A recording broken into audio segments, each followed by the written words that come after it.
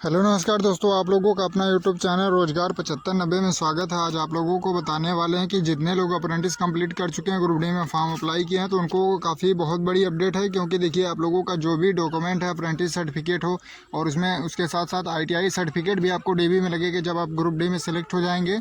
तो ऐसा नहीं है कि केवल और केवल आपका अप्रेंटिस सर्टिफिकेट ही लगेगा, क्योंकि उसमें देखिए आपको ITI के बेस पे ही आपने अप्रेंटिस किया हुआ है, तो ITI और अप्रेंटिस दोनों सर्टिफिकेट आपका वहाँ पे DB में ज़रूर लगेगा।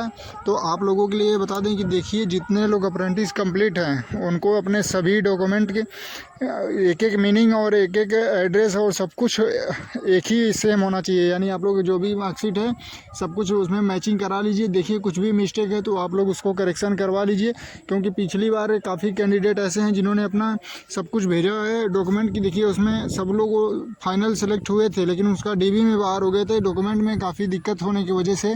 तो जैसे आपका एड्रेस हो गया, माता के नाम, पिता के नाम, फ़ोटो या जो भी चीज़ें हैं, जैसे कि किसी के सर्टिफिकेट में फ़ोटो भी नहीं है अप्रेंटिस पे, ITI पे, तो ये काफ़ी दिक्कत आपके लिए होने वाली है।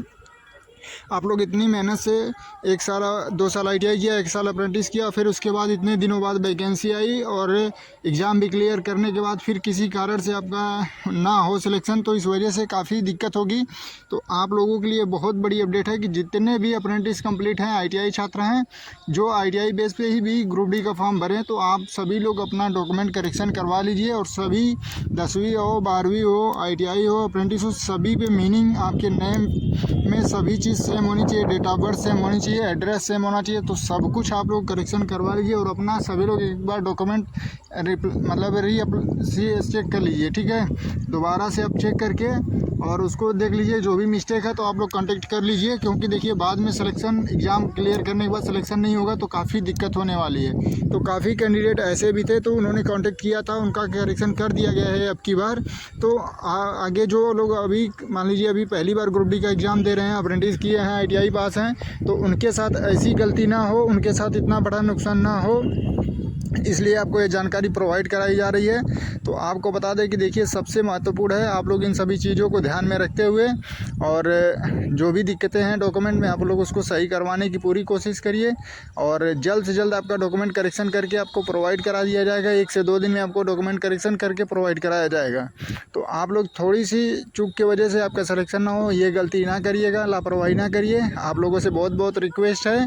और आपको बता दें कि देखिए, ये आप लोग ना सोचिए कि एफिडेविट से चल जाएगा, ये चल जाएगा। देखिए, बाद में क्योंकि कैंडिडेट 1 बाय 1 बुलाया जा रहा है तो वो काफ़ी दिक्कत होगी आपको। ऐसा नहीं है कि आपको सोचिए कि जब रेलवे अपना समय इतना नहीं देना चाहता है कि बाद में जो सीटें खाली हैं उनको बुला के DB कराया जाए, तो उसी तरीके से आपको बार बार मौका नहीं दिया जाएगा। एफिडेविट या जो भी आप लोग सोचते हैं, तो ऐसी गलती ना करें। आप लोग अपना डॉक्यूमेंट पक्का कंप्लीट करा के रखें कि आपको बाद में ज़रूरत ही ना पड़े एफिडेविट या अन्य लोगों के यहाँ भटकने की, ठीक है।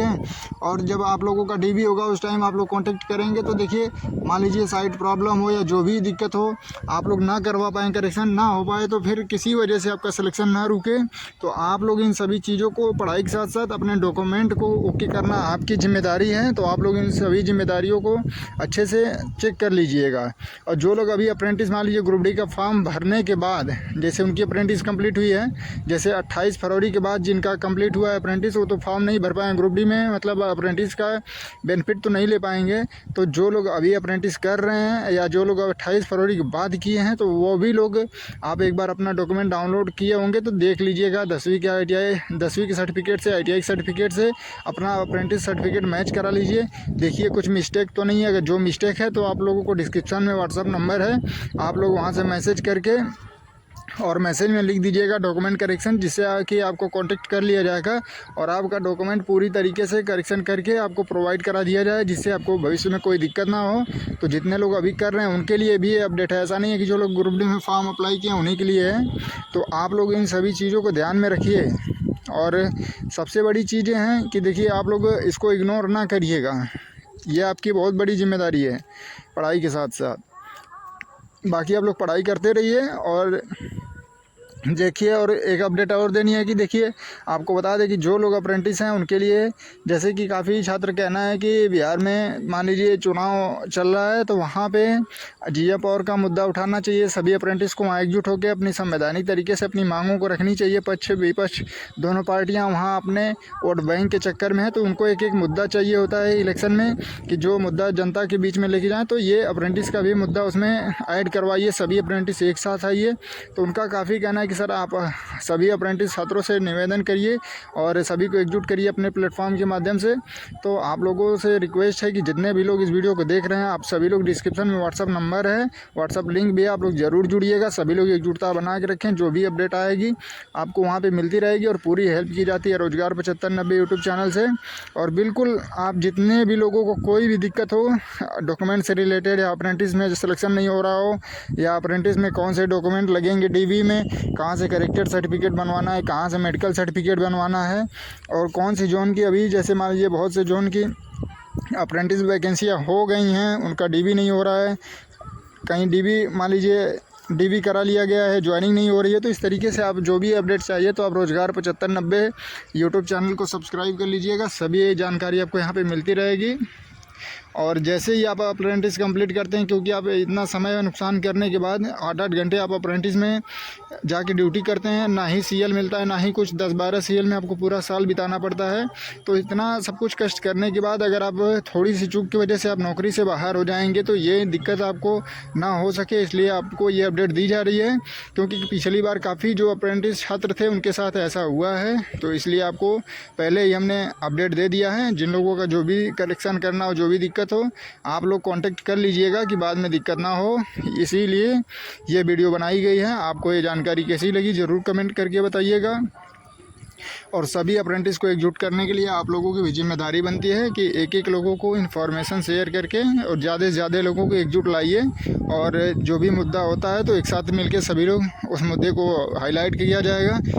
क्योंकि देखिए, अगर 20% के कोटे के हिसाब से आप लोग रहेंगे तो सिलेक्शन 90% लोगों का नहीं होने वाला है। क्योंकि जो सीटें आ रही हैं ग्रुप डी में वैकेंसी 20% के हिसाब से, और अप्रेंटिस कैंडिडेट बढ़ रहे हैं, 60-70 हज़ार अप्रेंटिस हैं और 6000 सीटें आ रही हैं, तो 90% लोग तो फिर बेरोज़गार रहेंगे। ये सबसे मेन हेडलाइन आपके लिए है, ठीक है, कि जो आपकी संख्या है अप्रेंटिस की, उसमें से 10% लोगों का ही सिलेक्शन होना है, बाकी लोगों का सिलेक्शन नहीं हो पाएगा। तो 90% लोग बेरोज़गार रहेंगे और ये आंकड़ा बढ़ता ही जाएगा। जितना अप्रेंटिस बढ़ते जाएंगे हर साल और वैकेंसियाँ कम होती जाएंगी, तो 90% है मान लीजिए, फिर अगले साल 95-92 इस तरीके से होता जाएगा।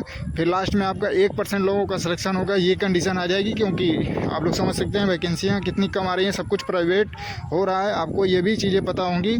तो इस तरीके से आप लोग इन सभी चीज़ों को ध्यान में रखते हुए अपनी जिम्मेदारियों को समझिए कि सिलेक्शन लेना है तो क्या क्या करना होगा पढ़ाई के साथ साथ, और उन सभी नियम को फॉलो करना होगा। सिलेक्शन हर चीज़ आपको करना पड़ता है, तब से सिलेक्शन होता है। केवल और केवल पढ़ाई के साथ साथ नहीं होगा, पढ़ाई करिए, उसके साथ साथ अपना डॉक्यूमेंट और सभी चीज़ पे आप पूरी फोकस करके उसको सही करवा लीजिए। और जो लोग अभी तक चैनल पे पहली बार आएंगे तो चैनल को सब्सक्राइब कर लीजिएगा और वीडियो को लाइक शेयर कर दीजिएगा। आपके पास जितने व्हाट्सएप ग्रुप हों, टेलीग्राम ग्रुप हों, सभी में शेयर कर दीजिएगा। धन्यवाद।